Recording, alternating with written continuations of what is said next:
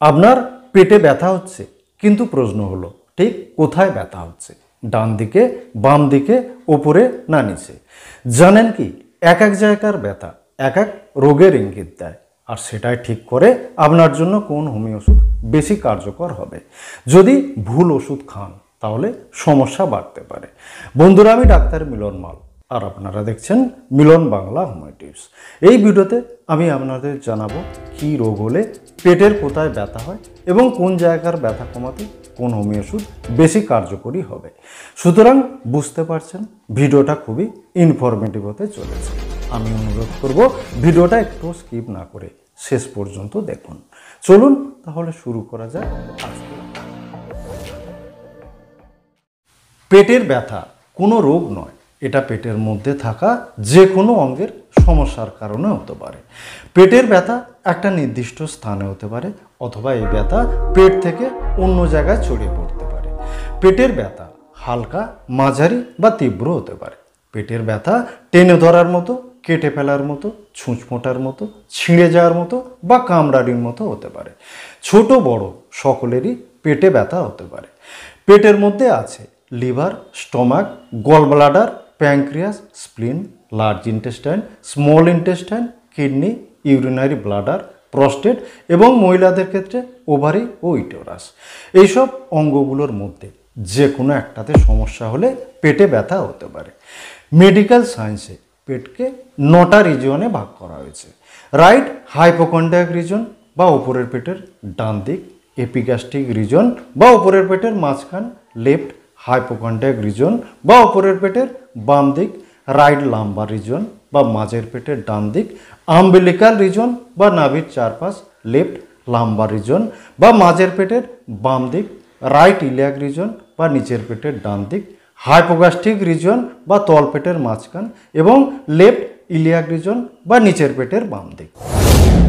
Right hypochondriac reason বা উপরের পেটের ডান দিকে ব্যথা হলে সেই ব্যথা গালস্টোন, হেপাটাইটিস বা ফ্যাটি লিভারের কারণে যদি হয় তাহলে চেলিডোনিয়াম মাদার ও কার্ডোয়াস মেরিনাস মাদার খুব ভালো কাজ করে।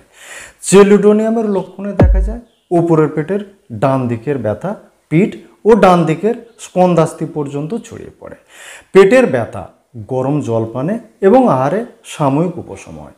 রোগীর জিভ হলুদ হয়ে থাকে এবং চর্বিযুক্ত খাবার রোগী সহ্য করতে পারে না। আবার কার্ডোয়াস মেরিনাস মাদার লিভার ও গল ব্লাডারের উপর খুব ভালো কাজ করে। ওষুধে পেটে ছুঁচ ফোঁটার মতো ব্যথা হয়। লিভার ও গল ব্লাডার টাটিয়ে থাকে এবং স্পর্শকাতর হয়ে ওঠে।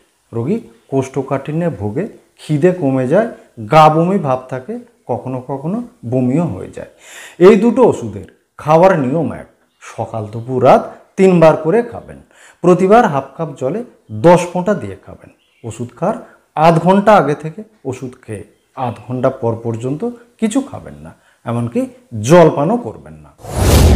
এপিগ্যাস্ট্রিক রিজিয়ন বা উপরের পেটের মাঝখানে ব্যথা হলে সেই ব্যথা সাধারণত গ্যাস্ট্রাইটিস, হাইপার অ্যাসিডিটি বা ইনডাইজেশনের কারণে হয়ে থাকে। সেক্ষেত্রে নাক্সভূমিকা থেরাপি, রোবিনিয়া থেরাপি ও কার্বোভেজ থেরাপি খুব ভালো কাজ করে। নাক্সভূমিকার লক্ষণে দেখা যায় রোগীর হজম শক্তি দুর্বল হয়ে পড়ে, গলা বুক জ্বালা করে এবং গা বমি ভাব থাকে।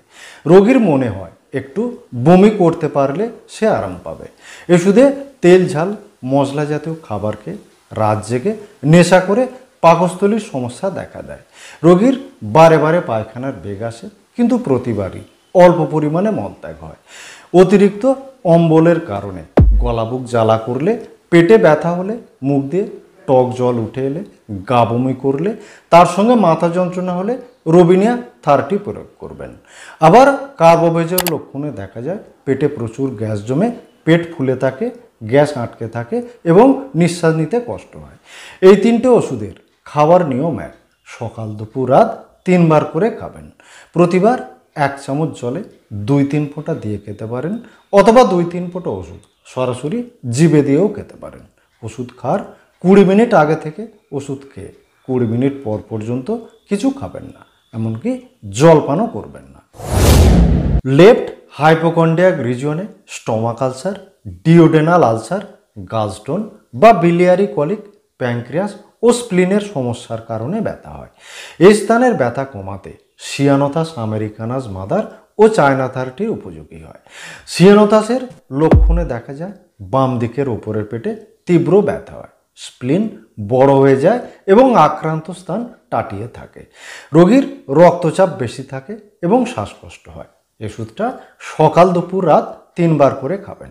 প্রতিবার হাফ কাপ জলে 10 ফোঁটা দিয়ে খাবেন। বাম দিকের ওপরের পেটের ব্যথায় অনেক সময় চায়না 30ও খুব ভালো কাজ করে। চায়না রোগীর হজম শক্তি দুর্বল হয়, পেটে প্রচুর গ্যাস জমে, পেট ফুলে থাকে এবং পেটে ব্যথা হয়। বিলিয়ারি কলিক বা গালস্টোনের ব্যথা কমাতে চায়না চমৎকার কাজ করে। ওষুধটা সকাল দুপুর রাত 3 বার করে খাবেন। প্রতিবার 1 চামচ জলে 2-3 ফোঁটা দিয়ে খেতে পারেন, অথবা 2-3 ফোঁটা ওষুধ সরাসরি জিভে দিয়েও খেতে পারেন। কিডনি স্টোন, ইউরিনারি ইনফেকশন ও কনস্টিপেশনের কারণে রাইট লাম্বার রিজন বা মাঝের পেটের ডান দিকে ব্যথা হয়। রাইট লাম্বার রিজনের ব্যথায় বারবারিস ভালগারিস মাদার ও লাইকোপিডিয়াম 30 কথা প্রথমেই চিন্তা করা উচিত। বারবারিসের লক্ষণে দেখা যায় ডান দিকের কিডনি রিজনে ছুঁচ ফোটার মতো ব্যথা হয়। এই ব্যথা উপরের পেটে বা কুঁচকি পর্যন্ত ছড়িয়ে পড়ে। প্রস্রাব গাঢ় ও শ্লেষ্মাযুক্ত হয় এবং বালির মতো তলানি পড়ে। প্রস্রাবের সময় প্রস্রাবদ্বারে জ্বালা করে। প্রস্রাবের পর মনে হয় যেন কিছুটা প্রস্রাব রয়ে গেল। সিয়ানোথাস মাদার যে নিয়মে খেতে বলেছি, এই ওষুধটাও সেই নিয়মে খাবেন। রাইট লাম্বার রিজনের ব্যথায় লাইকোপিডিয়াম 30 প্রায় ব্যবহার করা হয়। লাইকোপিডিয়াম রোগী অজীর্ণ রোগে ভোগে, গলাবুক জ্বালা করে এবং পেটে গ্যাস জমে পেটে ভুটভাট শব্দ হয়। ওষুধে প্রস্রাবের আগে পিঠে বেদনা হয়, প্রস্রাবের পর বেদনা কমে যায়। প্রস্রাবে গাঢ় লাল বর্ণের তলানি পড়ে। লাইকোপিডিয়াম রোগী মিষ্টি খেতে ভালোবাসে এবং খাদ্য পানীয় গরম খেতে পছন্দ করে। লাইকোপিডিয়াম 30 সকাল দুপুর রাত 3 বার করে খাবেন। আম্বিলিকাল রিজিয়ন বা নাভির চারপাশে গ্যাস কলিক, কৃমি সংক্রমণ বা ইনফ্লামেটরি বাউল ডিজিজের কারণে ব্যথা হলে কলোসিন্থিস 30 ও ডায়াস্কুরিয়া 30 খুব ভালো কাজ করে। কলোসিন্থে পেটের ব্যথা চেপে ধরলে আরাম হয়, আবার ডায়াস্কুরিয়াতে পেটের বেদনা পেট থেকে শরীরের অন্য জায়গায় ছড়িয়ে পড়ে। ওষুধের পেটের ব্যথা সোজায় দাঁড়িয়ে থাকলে, চলাফেরা করলে এবং চাপে উপশম হয়। এই দুটো ওষুধের খাবার নিয়ম এক, সকাল দুপুর রাত 3 বার করে খাবেন। লেফট লাম্বার রিজন বা মাঝের পেটে বাম দিকে ব্যথা হলে সেই ব্যথা kidney stone, urinary infection, inflammatory bowel disease বা কনস্টিপেশনের কারণে হয়ে থাকে। এই স্থানের ব্যথা কমাতে পেরেইরা ব্রাভা মাদার ও প্লাম্বামেট 30 উপযোগী হয়। কিডনি ও ব্লাডারের সমস্যায় পেরেইরা ব্রাভা মাদার খুব ভালো কাজ করে। ওষুধে প্রস্রাব করার সময় প্রচণ্ড কোণ দিতে হয়। কখনো কখনো জোর করে প্রস্রাব করার চেষ্টা করলে পেট থেকে বেদনা উরু পর্যন্ত নেমে আসে। অন্য মাদার টিনচার ওষুধগুলো যে নিয়মে খেতে বলেছি, ওষুধটাও সেই নিয়মে খাবেন। আবার কোষ্ঠকাঠিন্যের কারণে মাঝের পেটে বাম দিকে ব্যথা হলে প্লাম্বামেট 30 প্রয়োগ করা যায়। ওষুধে পেটে তীব্র বেদনা হয় এবং অন্ত্রের মধ্যে টান টান ভাব দেখা যায়। ওষুধটা সকাল দুপুর রাত 3 বার করে খাবেন। রাইট ইলিয়াক রিজন বা তলপেটের ডান দিকের ব্যথার কমন কারণ হলো অ্যাপেন্ডিসাইটিস, আর এটা হলে বেলেডোনা 30 ও ব্রায়োনিয়া 30 খুব ভালো কাজ করে। বেলেডোনায় দপদপ করার মতো ব্যথা হয়। এই ব্যথা হঠাৎ আসে, কিছুক্ষণ থাকে, তারপর হঠাৎ করে চলে যায়। তার সঙ্গে রোগীর জ্বরও হয়। আবার ব্রায়োনিয়াতে নড়াচড়া করলে ব্যথা বেড়ে যায়, চুপচাপ বা স্থির হয়ে থাকলে ব্যথা কম থাকে। ব্রায়োনিয়া রোগী কোষ্ঠকাঠিন্যে ভোগে। এই দুটো ওষুধের খাবার নিয়ম এক, সকাল দুপুর রাত 3 বার করে খাবেন। ব্লাডার, প্রস্টেট বা ইউটেরাসের সমস্যার কারণে হাইপোগ্যাস্ট্রিক রিজনে ব্যথা হয়। এই স্থানের ব্যথায় ক্যান্থারিস 30 ও সিপিয়া 200 উপযোগী হয়। ক্যান্থারিসে বারে বারে প্রস্রাবের বেগ আসে এবং প্রস্রাবের সময় প্রস্রাবদ্বারে জ্বালা করে। ওষুধটা দিনে 3-4 বার করে খাবেন।